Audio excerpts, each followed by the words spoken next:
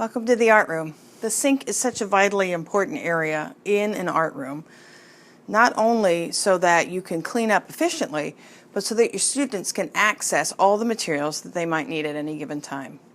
I'm a firm believer in having things available so that you, as the teacher, aren't constantly bringing things out and putting things away for every class. If you have things set up in a way that's easily accessible for the students, then when you need those supplies, they can just come right over and get the things you need. Occasionally, I'll have supplies hidden in cabinets, so when those lessons come up, we will come over and open those cabinet doors just for a specific class. I don't necessarily have all of the clay supplies out at once. I don't necessarily have all of the paintbrushes out at once, but I do have most of the paintbrushes that we'll need at any given time.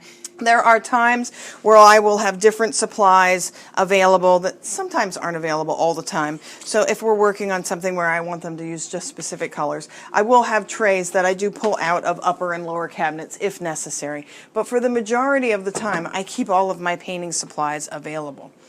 If you see, I have some baskets that help me with some of my storage needs. This also keeps the paintbrushes from being closed up in a cabinet and drying and getting, moldy if they don't dry completely.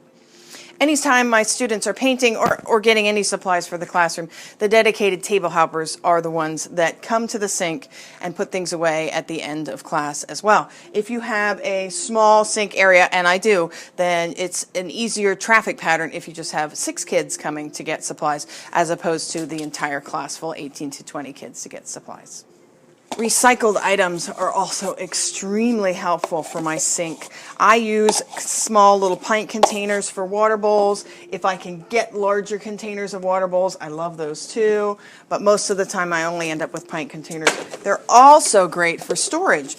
Random pieces of sponges from field day projects I have stored in those. I have paintbrushes stored in these kind of containers. Recycling is always the best for us. I also use baby food containers if I'm mixing up some kind of paint that I want to keep moist for the next class. At some point we were given a donation of these little metal trays, and this was a wonderful addition to the art room because I can carry things back and forth as I need to, depending on which supplies need to be at different areas of the room. It's also a good tool for setting things up so that students know, okay, these are the things I'm going to need. So if you have access to any kind of trays like this, that would be wonderful too.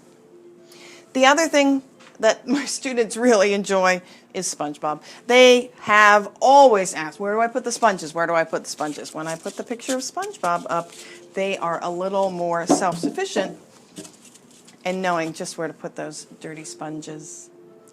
That's how I organize my sink in this art room. Thanks for visiting. For more tips for painting management, be sure to click subscribe.